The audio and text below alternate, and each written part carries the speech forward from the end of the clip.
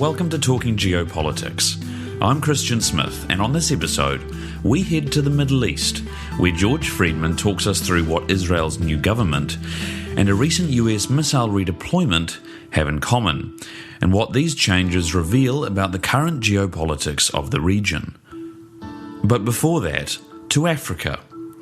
After being such a significant theatre of the Cold War, since 1991, Africa has in many ways shifted to the periphery of global geopolitical attention. But in recent years, that has most definitely changed, and I spoke with Alison Fedurka about current foreign power moves within the continent, and how in turn, Africa is making its presence felt in the rest of the world. Alison, as much as you can talk about Africa as a single entity, which you really can't, of course, but over the past few decades, it has been rather on the periphery of world geopolitics. But that's changed quite substantially in the last 5 or 10 years or so. Why is that? What's going on in Africa?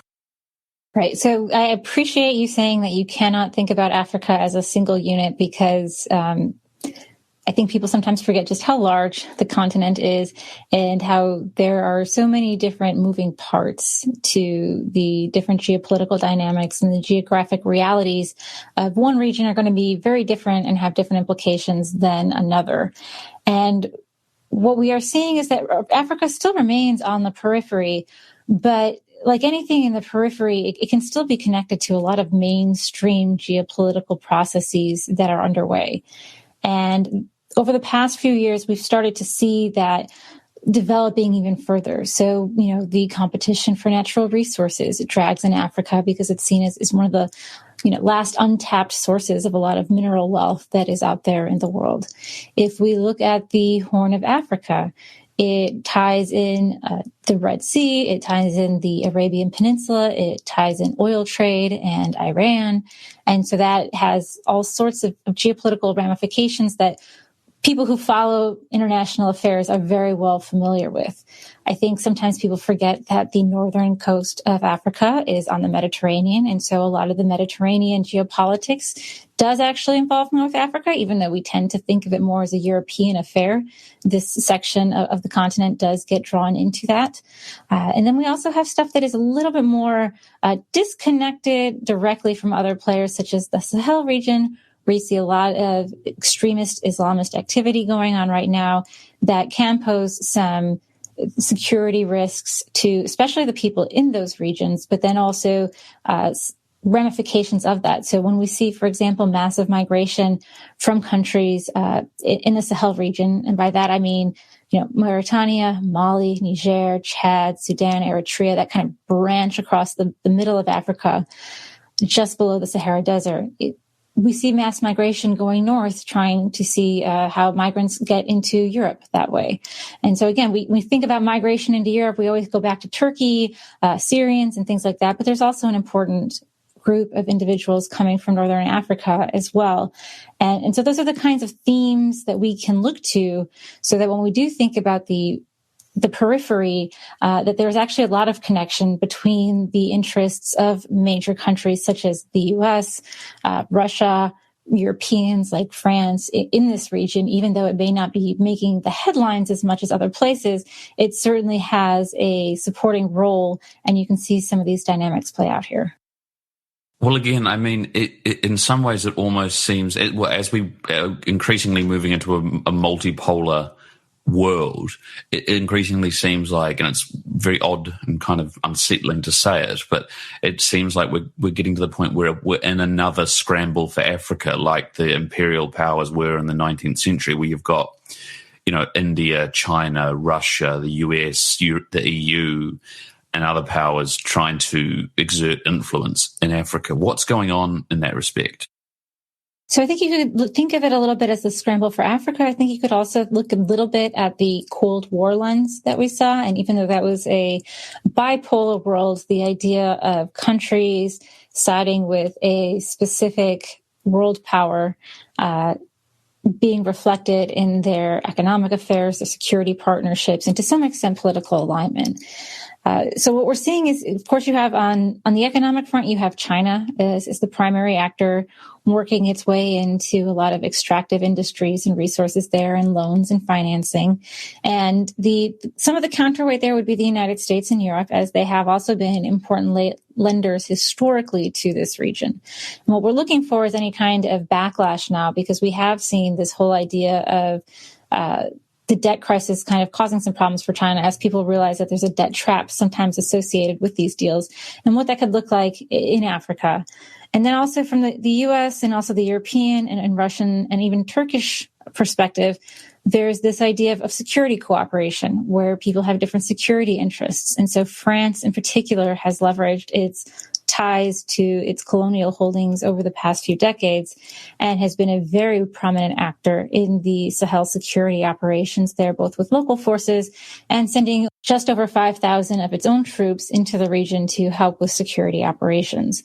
The U.S. hasn't deployed quite as many people as France, and they tend to take a more distance approach in that they'll rely more on technology and not the boots on the ground, because it's such a vast open space. It's really hard to fill all of those voids. And so you'll see drones, airstrikes, things like that, supporting work, particularly in the Horn with local troops and things like that. And then also we have Russia that we've been noticing getting increasingly more active, especially with the northern Mediterranean and then central part of Africa down through the Central African Republic. And in part, Russia's always had an interest in getting a foothold in the northern Mediterranean. Part of its interest in projecting power against Southern Europe, helping to get it access to more maritime warm water sea routes. Right now, it is also a way for it to support its base in Syria. So there's a lot of interest in Russia in northern Africa for port access and things like that. It has never really realized this larger dream. And we've also seen, minerals. They're interested in minerals, and they're interested in security cooperation that they can offer different rebel groups or opposition groups.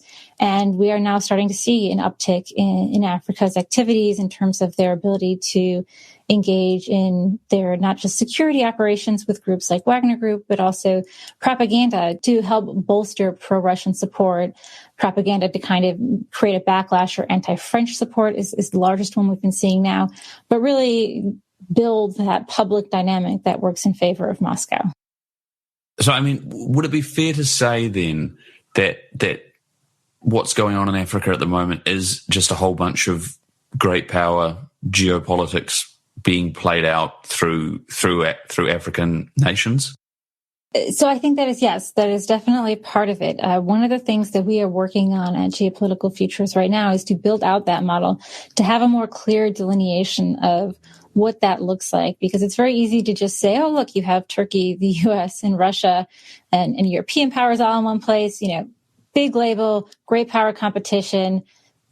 And that's really a bit of a shallow way of saying it, and unless you can really dig in deep. And that is one of the projects that we currently are working on right now, because it is about identifying not just the presence of these countries in Africa, but also details. What are their capabilities? What are their interests? What would they consider success? What do they hope to gain? What do they potentially stand to lose? And what are the implications of both of those for both the larger powers' interests and imperatives, as well as for the local countries, right? Because we also have to take into consideration that while many of these countries have had challenging stability in government and a lot of domestic unrest between inter-ethnic, inter-religious conflicts throughout their modern-day history, these are also individual states or groups of nations within one state acting as well. And so that makes it a little bit more complex and a little bit more nuanced than what we're normally used to thinking about with great power competition, because it's not just, the U.S. putting on its boxing gloves with Russia and China and each side taking swings at each other. But in the case of Africa, we do have a lot more players to take into account, both at the nation level, but also at the more regional level or local level with the different groups that we see in terms of local groups that potentially oppose the national government, or cross, national groups that don't respect state borders, perhaps some of these Islamic extremist groups, which will operate on their own and not answer to any state government. So it is very much a location for great power competition, but also a place where the local and regional and non-state actors will have a say and role in the dynamic of how that great power competition plays out. And finally, Alison, Africa has long had issues with Islamic extremism, but is it becoming more of a hub now for that extremism than the Middle East? Yes and no. And the no being that these extremist groups have been there prior to their fleeing from the Middle East of Iraq and Syria to an extent. So we've had Al-Qaeda groups or Al-Qaeda affiliated groups present in Africa for quite a long time, predating some of the stuff that you referred to in the Middle East, in areas such as Mali predominantly. We've also seen, Boko Haram in Nigeria around for many years, and Al-Shabaab on the Horn of Africa, predominantly acting in Somalia, but also having some more activity now in northern Kenya as well. Then in addition to that, you do have this ISIS spillover effect going on in Africa, where there were fighters fleeing to these regions to hook up with like-minded or ideologically aligned groups, or to found their own. And remember, when people say that they're affiliated with ISIS, it's not exactly like they have one leader and it's very organized and there's chapters and everybody signs up. But these are more of like an umbrella group type thing. And so it's not something where you necessarily apply and get membership into this group. It's much more loosely based. And so you have a lot of groups that subscribe to the ideas of ISIS that we've seen in the Middle East in the past, and they've emerged in Africa as well.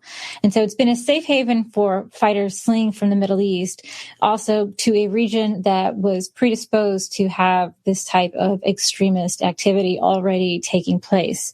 And so now, in addition to the places that we've already discussed, we're seeing things emerging in other places, such as, near Rwanda and Uganda. We're seeing an ISIS-affiliated group in northern Mozambique, in addition to the traditional actors that we've seen throughout the Sahel in the past years. And so this is becoming an increasing concern because of the different groups all emerging.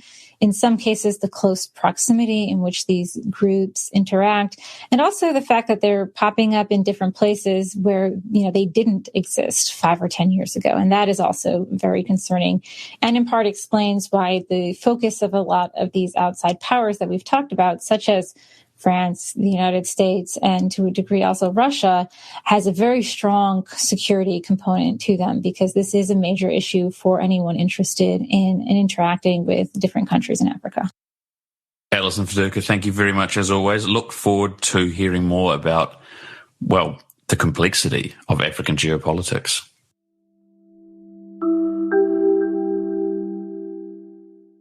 Talking Geopolitics is brought to you by Geopolitical Futures, your source for geopolitical forecasting and analysis.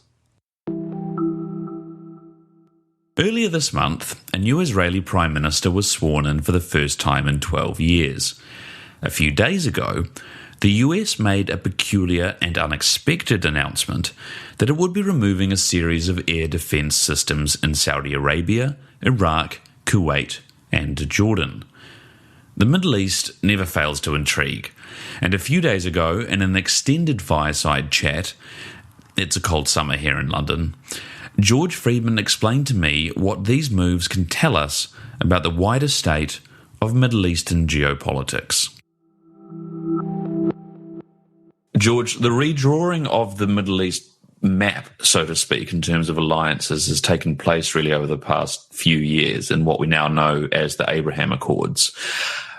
That was put together, or at least promoted very strongly, by Benjamin Netanyahu, who is now, of course, out of office.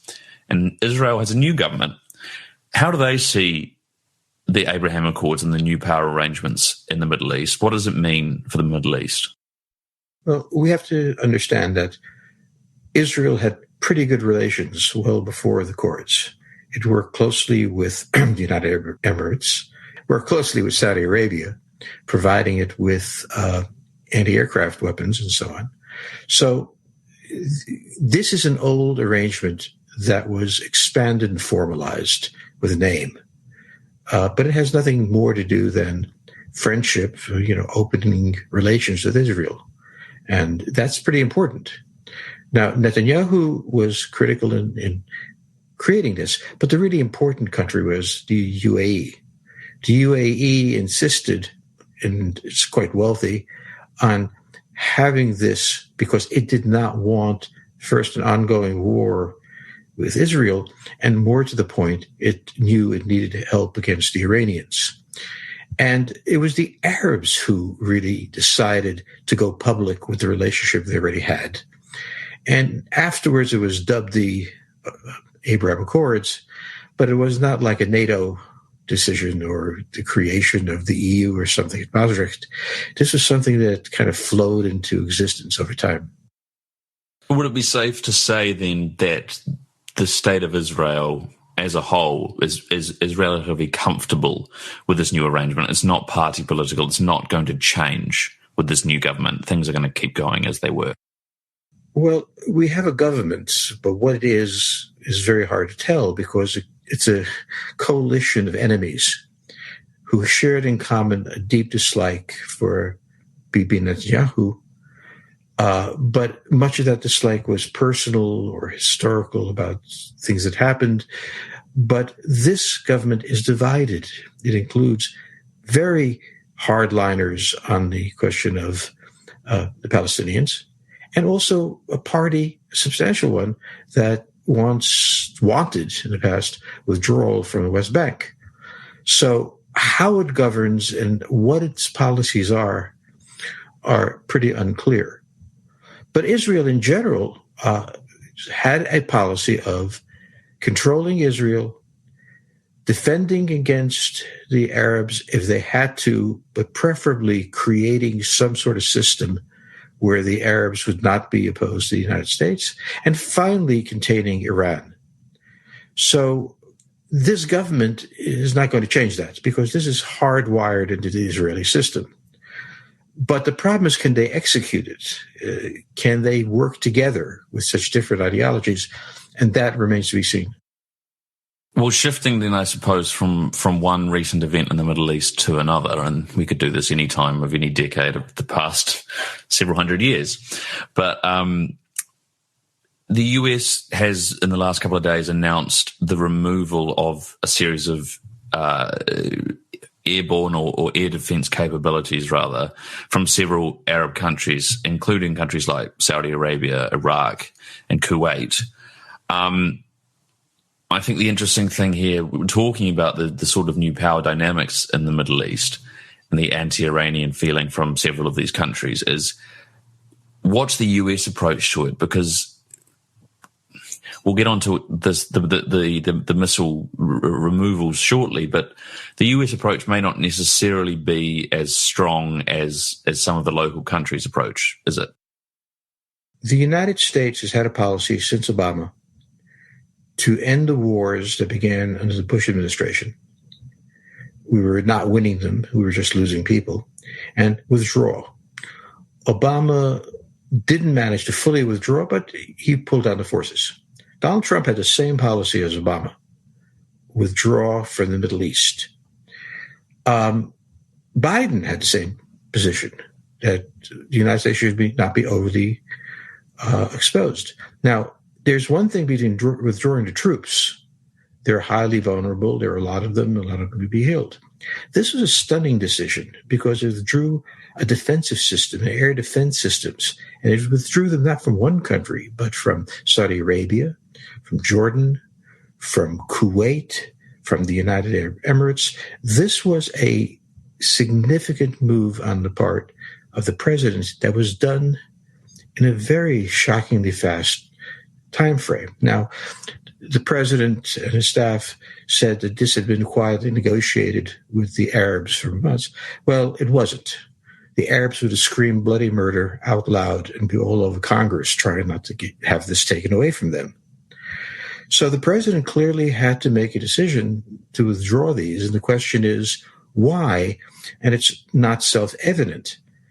And it clearly, when you think about Israel now in this alliance with the Arab countries, or at least entente, with an understanding with the Arab countries, doesn't want them to be weakened by withdrawing these missiles. You'll remember that a while ago, Saudi Arabia was attacked by Iranian drones that destroyed a major refinery. These were the things that the Arabs obviously don't want to see happen, but also that the Israelis don't want to see happen. They don't want Iran to have these victories. So what is going on now is a very interesting question. I mean, it's not often that we get things in geopolitics that we can't point particularly strong fingers at and say, it's probably this, it's probably not this, that sort of thing.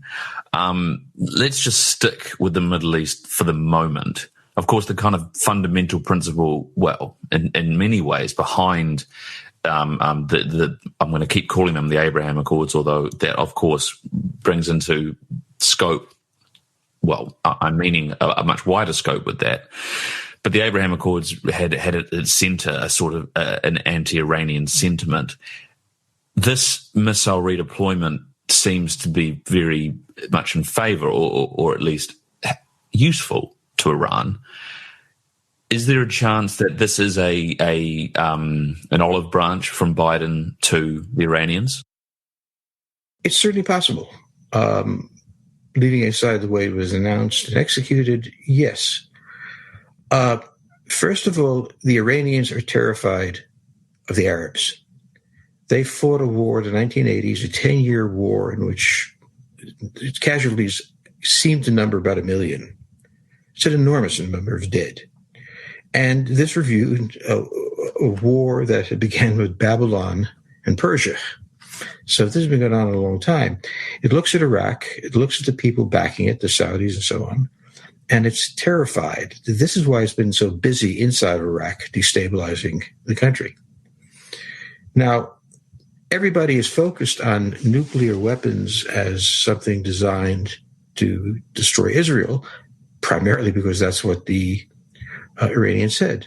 But I think it had another reason. It was a deterrent against an other attack on Iran, an attack that came from the Arab world.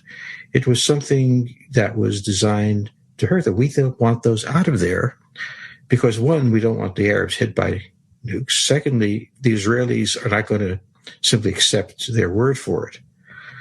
Now, what the Iranians undoubtedly said was, look, you want us not to have a nuclear program. On the other hand, we face potential enemies, which if they attack us, we have to counter. You've made them, as they'll put it, invulnerable to attack by giving them these anti-defense systems and want us to give up our offensive capability. If you want us to really talk about giving up our missiles and giving up our nuclear program, okay, let them withdraw their air defense system. We will not have the ability to attack them. They will not have the ability to attack us because they have given up their defenses, and we might be able to talk. Now, those talks are taking place right now between the various sides, but only to the matter are the Iranians and the Americans with Israel not in talks, but cheering them on. And the administration wants a settlement. Now, what I've just described to you is a totally hypothetical conversation and a hypothetical stance. It's strange things that, you know, they want a lot more for those weapons than just not having these air defense systems. And the U.S. has to have a lot of trust in the Iraqis to be willing to give it up.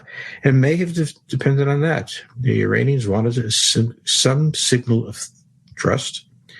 The Americans may have decided they'll take this away.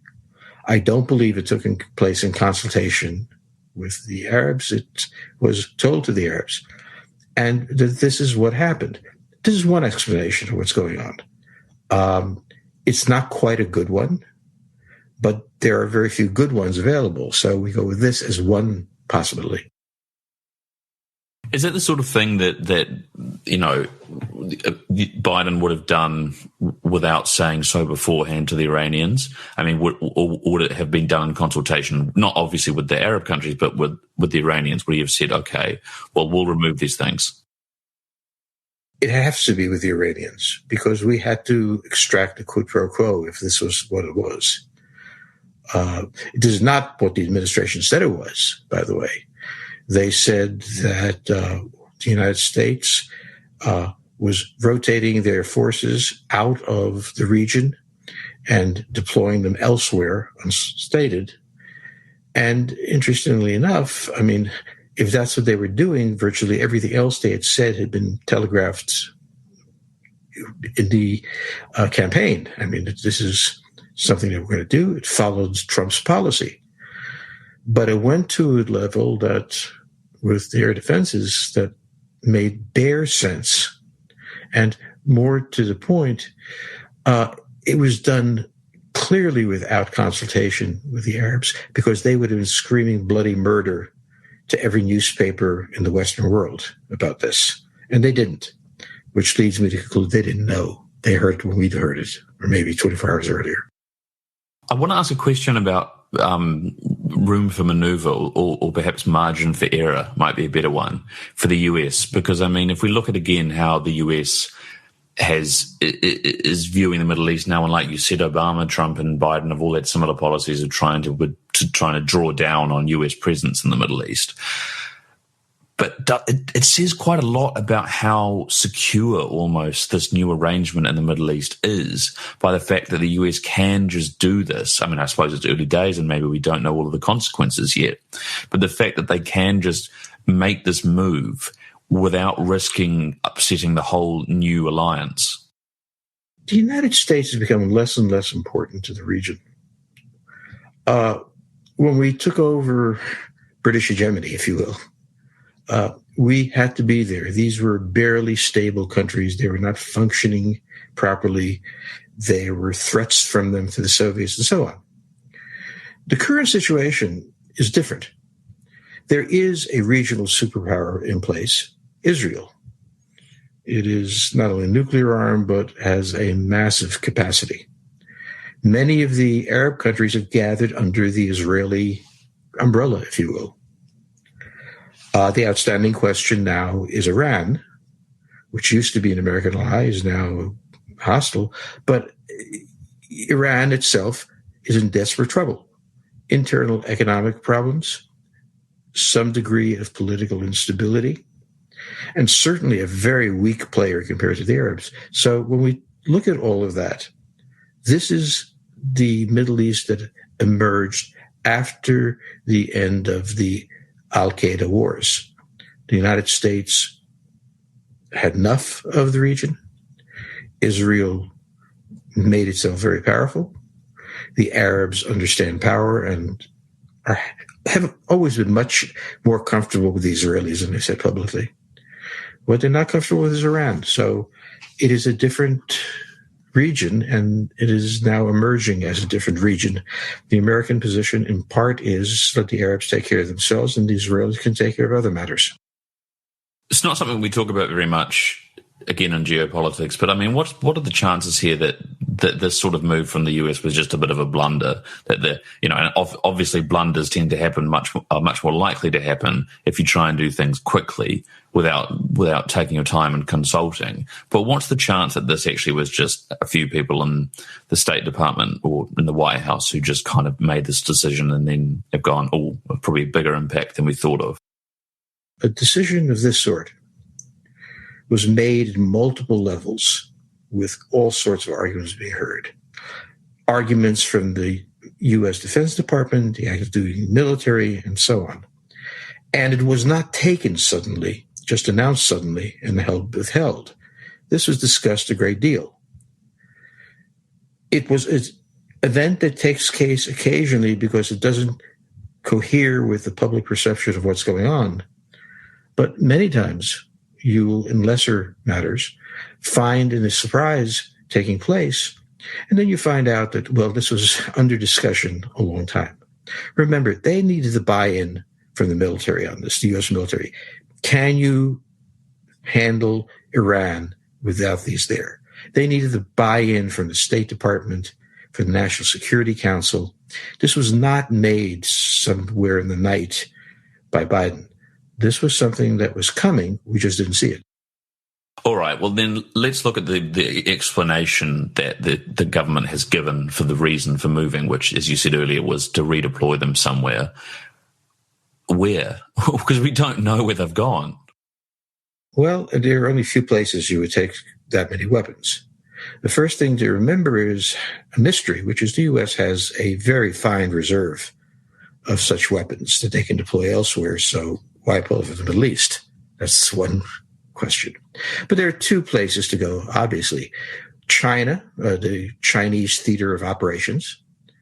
The situation is always fluid, but really not changing, which is that each side is threatening the other and neither side is taking any action. The United States may have perceived that the Chinese were planning some sort of action. We are always worried about the island of Guam, where we have a major air base and its security, and we decided it needed more security. It may have been that we were going to arm Taiwan with more air defense systems to prevent a threatened invasion by the Chinese. There were areas in the region. The reason I doubt this is because we have been hyper-vigilant on China for years. We have deployed many weapons of many sorts sites. That we would have neglected to deploy enough air defense systems against critical targets is hard to believe. That we had to draw them out of the Middle East is possible because the amount needed is so large, it's depleted our system. But that's possible. I don't think it's likely, only because this is an area in which we were well prepared. This is an area that, we talk a great deal about the Chinese capability. No one will argue in favor of that Chinese capability more than the U.S. military. It gets some budget. It's also true that they're afraid. Therefore, they don't need a rush job, I think. So where else then? Well, the most likely other one is Russia, in the Russian theater, not in Russia. Okay, by all accounts, the summit meeting between Putin and Biden was not a glorious success. They didn't like each other. That doesn't really matter. They couldn't come to any major agreement. No agreement on any subject was found. Okay. The Russians have an interest in reclaiming the boundaries of the former Soviet Union, not just because of sentimentality, but because it gives them strategic depth against any attack from the West. And they have been invaded continually by Western countries. So just because there isn't one looking viable at the moment, they want to have it back. And Putin wants to have it back personally. He was a KGB man. He was a patriot. He saw the Soviet Union collapse. He wanted Russia whole. Okay. The great loss there, they've operated in Belarus, in southern Caucasus. Things have taken place there to this end. But the big question is Ukraine. The U.S. and Russia had a kind of understanding on the Ukraine after 2014 and the collapse of the government there and the replacement with a pro-Western government.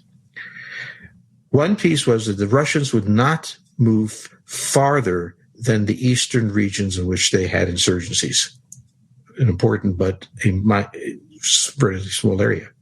The United States agreed not to arm the Ukrainian government with overwhelming force, either offensively or defensively. This created a buffer zone between the Americans in Romania, the Americans in Ukraine, and Russia. Okay. Now, Belarus has essentially fallen into the Russian hands, and that means that the Polish border is threatened.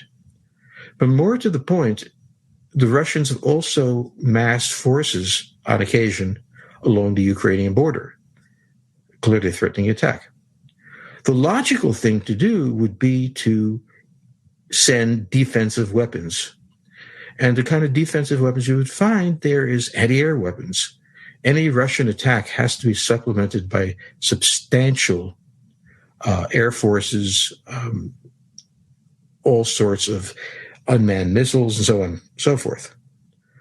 So going again on this line of reasoning, okay, the complete failure of the summit to come to any sort of coherent understanding on Ukraine could have led to the decision that we must urgently supply Ukraine with air defense weapons. That would be a massive shift between what happened. But then the Russian deployments along the border are a massive shift. So our answer would be to put an Iron Dome, to talk about the Israeli system, on top of Ukraine. This would make a Russian attack extremely difficult without threatening Russia at all. These would be air defense missiles. And the nearest place we had them that they could be transferred with speed, let's assume, is the Middle East. So if we're taking them elsewhere, I would argue that would be the place that we are likely to take them. Now, again, the question is why so suddenly? Because this was decided after the summit, where the U.S. was putting forward certain ideas about how to defuse the situation, among which were the withdrawal of Russian forces along the Ukrainian border. If that failed, step number 2 was we put in air defense systems. And that may have happened. Again, no indication that that's what happened. And the relative quiet out of the Middle East on the subject consists of, okay, we have enough. We understand the American allies need to deal with the Russians. We want the Russians dealt with. Take it. This is conjecture, okay? But looking at the timing and looking at the various options, we have 2 explanations. One, this is one sort of gesture toward the Iranians, possible. Or this is a decision that the 2014 agreements are dead and we will supply air defense systems to Ukraine. I don't have another explanation. If you're taking them out and returning them to depots in the United States, this is not the way to do it. There was some urgency, and there were 2 urgent situations of the way: the negotiations with the Iranians, and the second urgent situation was potentially the need to reinforce Ukraine. George, as always, thanks so much, and we will keep an eye on where this one goes. Thank you very much. Now, George has written an article on that missile redeployment, and you'll find the link to it in the blurb for this episode, so make sure you head along there and click on that. But otherwise, that's all for this episode of Talking Geopolitics. I hope you've enjoyed it. Thanks very much for listening, and we'll see you next time. Goodbye.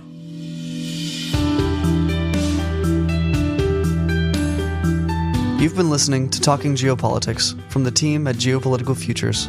If you like what you've heard, be sure to subscribe to Talking Geopolitics wherever you get your podcasts. We'd love to hear your comments and questions. Go to geopoliticalfutures.com/podcast to leave your feedback. That's geopoliticalfutures.com/podcast.